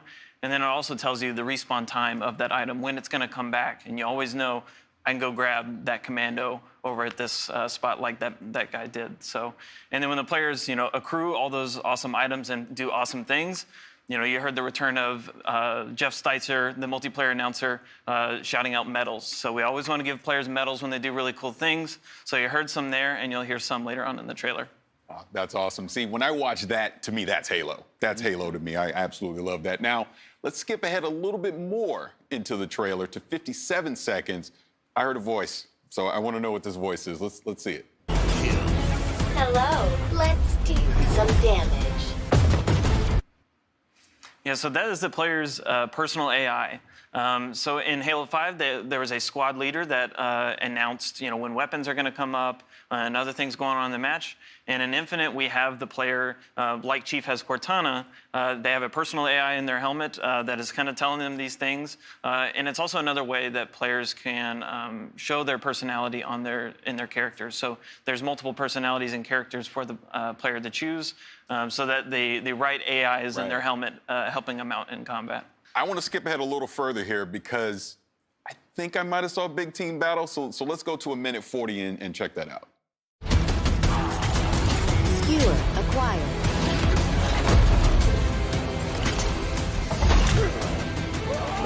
Grapple jet.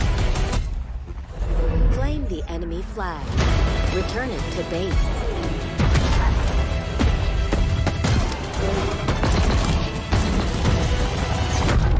Ordnance drop inbound.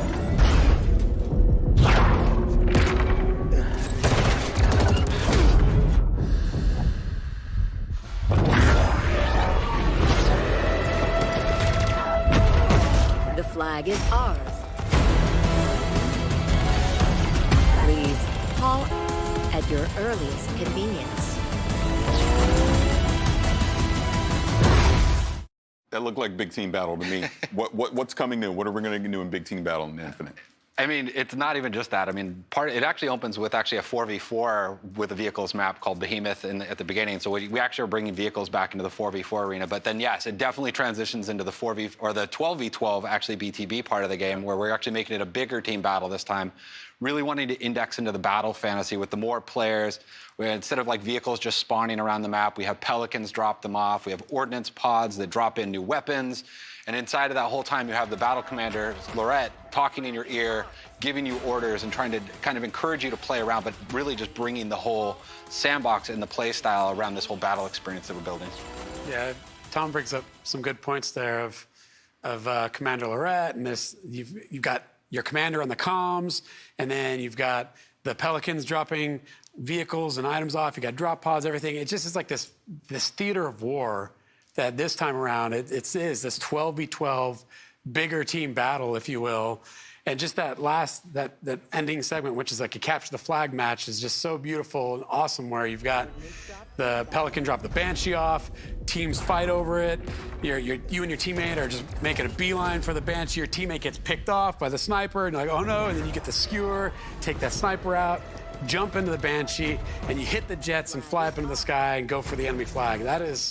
That to us is what is so exciting about this version of Big Team Battle, with all of the toys, all the vehicles, the modes coming back, the maps, the brand new maps that you see there. I mean, it's going to be an amazing experience. Yeah, trust me, I cannot wait to get my hands on it for myself. But let's move on. I want to go to 208 in the trailer because I think I saw a samurai. So let's check that out. Let's go to 208 in the trailer.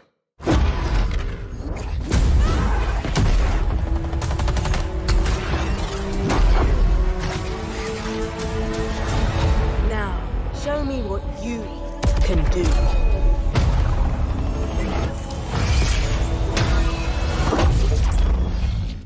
Okay, so I guess next would be a ninja, because that was definitely a samurai. So kind of talk about that. So we're going to start seeing some more customization with the armor coming in Infinite? I mean, that is a samurai Spartan armor. Yeah. And so it'll be an armor you'll be able to unlock for free in the first season, which is super cool. Players will be able to equip it, gain more armor pieces and customization options for it, et cetera, across the season. And then we actually have more of this stuff kind of coming down the line. There's actually some really cool ideas that we're seeing in that our team that's building that stuff. So there'll be a lot of other cool armors besides just the really core Halo Spartan armors. There'll be some other different kind of twists and things for players to play with. Awesome. Look, now before we get out of here, first of all, I want to thank all of you for being here to talk about Halo Infinite. I'm excited. I can't wait to get my hands on it and play it. But before we do leave, is there anything else that you want to bring up and let fans out there know about? Well, I'm excited for people to actually get their hands on it like yourself. So, I mean, if people sign up on our Halo's Insiders program, we have in the summer, we have a technical preview that we're going to be launching, and so people to finally put their hands on the sticks. And I'm just really excited for players to actually finally get to play the game we're working on.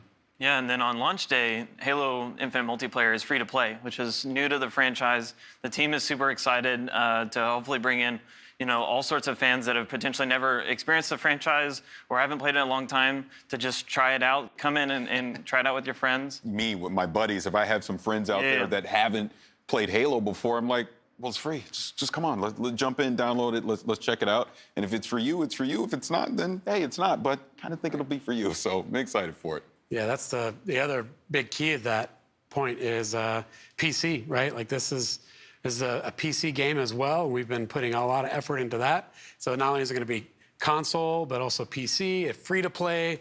Like the barrier to entry is so low, and that has us excited. And I think as we really, just to really think about it, is we've been working on this game. And as developers, when you work on a game, you want to get that game out there. And that almost seems like, for us, that's the finish line. But in reality, it's going to be the starting line for all of us, for us and the Halo fans. Day one, there's going to be a bunch of content there and things that are exciting and good. But then we're going to add more content. We're going to add more maps. We're going to add more modes and weapons and vehicles, equipment items. And it's just the beginning of this whole journey that we've been on for a while, and we're going to take everyone else with us as the game comes out. I'm excited. Gentlemen, again, thank you so much. Now, for fans who want to learn even more about Halo Infinite multiplayer, check out the brand new deep dive video with the whole multiplayer team over on HaloWaypoint.com. And allow me to give a big thanks to everyone who's joined us today. Whether you play your favorite games on Xbox, PC, or Game Pass, the next 12 months will be nothing short of spectacular. It has been my absolute honor to be your host and share this experience with you. But before I go, here's a gameplay deep dive from the team behind the highly anticipated Scarlet Nexus.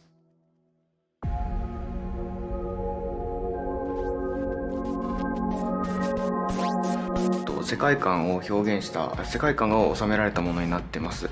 で、見た目ビジュアルのこのスカーレットネクサスのビジュアルの特徴だとか、あとはキャラクターの見た目だとか、さまざまなルックスについてこのクリップでは紹介しようと思ってます。はい、この都市はこの世界の中では一番大きな都市というふうに紹介されています。ここはスオという都市で、このゲームの中心になる場所です。このスオの都市の見た目のインスピレーションは東京の景色と日本の90年代の景色をイメージしてます。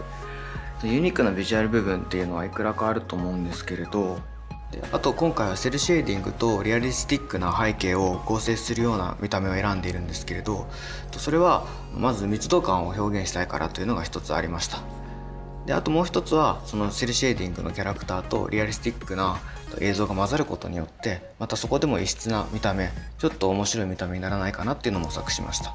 で、ただ単にセルシェーディングのキャラクターをリアリスティックな背景に置いてしまうとすごく浮いてしまって見た目が変になってしまうっていうのを懸念してたんですけれど、うまくそこを混ざるように工夫したっていうのが今回の苦労した点の一つではあります。で、例えば今映像の中で東京タワーが映ってると思うんですけれど、これは日本では有名なランドマークで海外の人も見たことがあるかもしれないものと思うんですけど、その東京タワーがものすごく大きなサイズになっていて、でこれ3000m 富士山と同じぐらいサイズがあるんですけど、それだけ大きなもの本当はそんなにサイズない333メートルの東京タワーをそれだけ大きくすることによってちょっとおかしい異質な景色みたいのを作りたいっていうのがありました。そのさっき東京の都市をいろいろと混ぜるみたいな話をしたと思うんですけれど、それというのも僕たちも知ってる街なんだけれどちょっとおかしいみたいなそういった異質さを出したいっていうのがありまして、なので東京タワーも僕たちは知ってるものだけどすごく大きなこんな大きなサイズじゃないんだけどこういったものがこの街の中にあるってことで何かちょっと変な場所だなっていうふうに思ってほしいっていうのがありました。で、大きな桜の木というのは日本を代表する桜の木なんですけど、それがあまりにも大きなサイズになっていて、これもさっきの東京タワーと同じで異質さを感じてほしいと思ってやっていることです。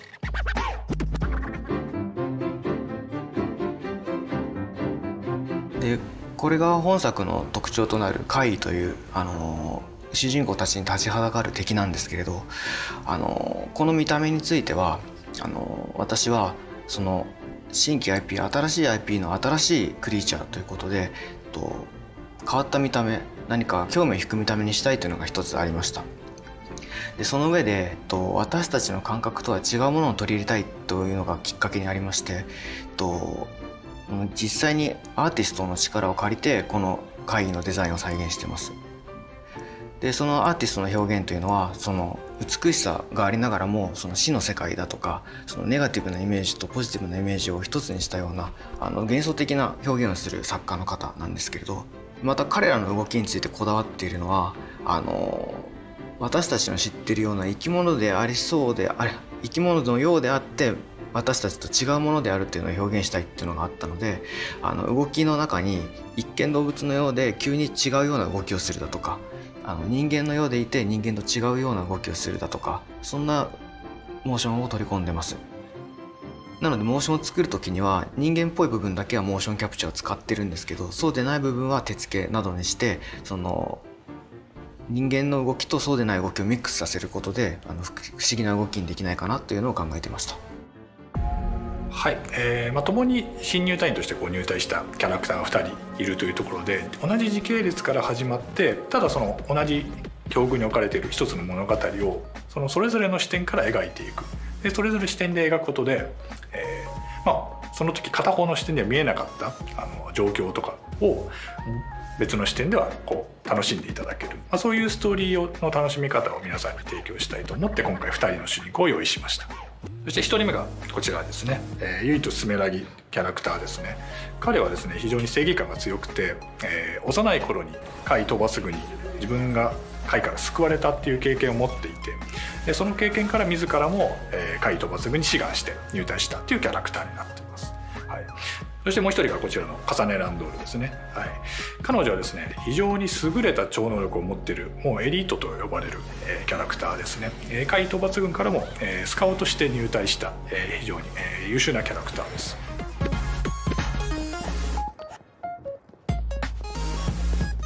左側がですねこの重ねの視点ですね。で右側がユイトの視点でのイベントシーンになっていきますが、今重ねの視点でご覧いただいた通りちょっとユイトの姿が見えたりとかしています。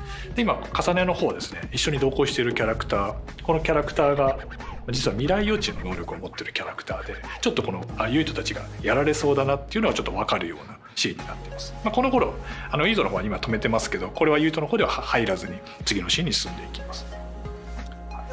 という形で、進んでいくと、こういうふうに貝が降ってきて同じような状況に置かれてしまう。ユイトの方ではこういうふうになってるんだなっていうのは分からずに進んでいきますが、重ねの方ではやっぱりそうなったかっていう形で物語が進行していきます。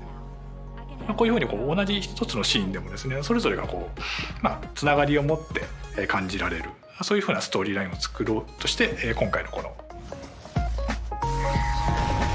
企画から今発売までっていうところでもうほぼ4年以上かかってるんですけれども、このストーリーラインというところももちろん企画の最初から作っていってはいるんですけど、非常に多くの時間を要していて、もうこの2人のこのストーリー緻密にこういうふうに絡み合ったつながりを持った一つのストーリーとして完成させるまでにやはり2年から3年の歳月を要しております。であとはですね、アクションの部分に関しても、開発チームとすごく議論して決めてまして、特にこの念力アクションもどういうふうな念力を使えたら皆さんが分かりやすく直感的に気持ちよくなってもらえるかっていうところは、非常に開発の中でもですね議論を重ねてできてきた部分がありますので、この念力を使うユイトと重ねのこのストーリーですね、物語っていうのをぜひ楽しんでもらえればと思います。はい、本作はですねもともと僕がサイボーグ009とかいろんなキャラクターがいろんな能力を使って戦う集団っていうものが大好きで、そういういろんな能力を使う集団を改めてゲーム化したいっていう思いで企画を立ち上げました。あとサイキックアクションのもう一つの主軸としてSAS というものがあります。正式名称はストラグルアームズシステムというんですけど、仲間キャラクターから超能力を借り受けるシステムですね。脳を接続して仲間キャラクターから超能力を借り受けることで、いろんな超能力をユイトと重ねは使えるようになります。今画面上では放電の超能力を今使おうとしてるんですけど、放電の超能力だけに限らず、瞬間移動とか透明化とか、ポピュラーで誰しもがその一度は使ってみたいっていう超能力を選定してます。本作のそのキーワードとして赤い線っていうものがあるんですけど、サスを使った時にその赤いケーブルが背中に刺さってその戦うことができますの。そうですね、サスケーブルデザインする時にそうですね、見た人のその印象に残ってインパクトに残したいってことはまずあったんですよね。でそういった時見た時に過去タイトル見た時に例えばキングゲイナーのその刺さってるケーブルだったりとか、あとはそうですね日本のアニメのガンツなんかもそのケーブルが刺さって戦う様っていうところがすごくクールだったので、そのあたりはそのインスパイアされながらそのデザインっていうものを進めた経緯がありますね。はい、本作ですね、念力で戦うんですけど、単純に投げ飛ばすだけじゃなくてこのロケーションに置いてあるオブジェクトをいろいろ活用することができます。今工事現場にあるので工事現場のロケーションなのでダンプを上から落としたんですけど、そのようにそのロケーションに合ったそのオブジェクトを自分なりに扱うことができるってところが、はい、ここはそうですね、ドラム缶の中から水を出してその貝を水浸しにしてます。でその後サスの放電で戦うことで水浸しになったその貝を電気でしびれさせるということもできるので、超能力念力とそのサスを組み合わせて戦うというところが一つ特徴となっております。しっかり遊びたい人もカジュアルに遊びたい人も幅広く楽しめるものとなっております。はい、プレイヤーはですねこのようにブレインフィールドっていうね特別な必殺技を使うことができます。これはですね海抜軍が使うことができる近畿の技で非常に強力なんですけど同時に非常に危険な技でもあります。ユートと重ねが展開することでオブジェクトが空間内に浮き上がって念力は使い放題になるんですけど、一方で非常に強い負荷が脳にかかってしまいますね。なので自分の言動がちょっとおかしなことを言ってしまったりとか、あとは聞こえないノイズのような幻聴が聞こえたりとか、あとこのように途中で頭抱えて動けなくなったりとかすることがあります。で加えてですねこの残り時間の秒数があるんですけど、これが制限時間が過ぎるとゲームオーバーになってしまうっていう非常に危険な技になっております。はい、なんだけど非常に危険な技なんですけど、それをうまく使いこなして戦う自分がかっこいいっていう風な思いをプレイヤーに感じ取ってもらいたいなと思っております。あとブレインフィールド発動したらフードをかぶってたくさんケーブルが刺さった異様な姿になるかなと思うんですけど、これもダークヒーローっぽいかっこよさがすごく危険な超能力を自分が扱って戦ってるってところを感じ取ってもらいたくてこのようなデザインにしております。はい、こちらブレインマップと呼ばれるシステムになりますね。こちらはプレイヤーが成長するスキルツリーとなっております。このようにちょっと脳みその形をデザインしたツリーを意識して作ってます。で今チャージがため攻撃ができるようになりましたね。このように能力を拡張して新たなアクション、この映像の中ではため攻撃で範囲攻撃をできるようになってるんですけど、そういったアクションの拡張だけじゃなくて念力ゲージが増加する強化系のスキルだったりとか、あとはアイテムを使用した後のクールタイムが短くなるような補助スキルとかさまざまないくつかのカテゴリーのスキルを習得することができるようになってます。で脳みそを脳神経を拡張していくようなデザインにこだわっててスキルを選択してボタンをホールドすることで神経が伸びていってどんどん脳神経が拡張していくようなそういう体験になることを意識してデザインしております。はい、ブレインマップ以外ですと基本的に通常のレベルアップで敵と戦って経験値を積むことで通常のレベルアップでパラメータが底上げされるっていうことに加えて仲間との絆ですね。仲間と絆形成することで絆の力が強くなると絆レベルというものが上がって仲間から買い受ける超能力っていうものが強力になってきます。ブレインマップと通常のレベルとあとは仲間との絆を形成して成長させるってところがこの3つがこのゲームの成長システムになっております。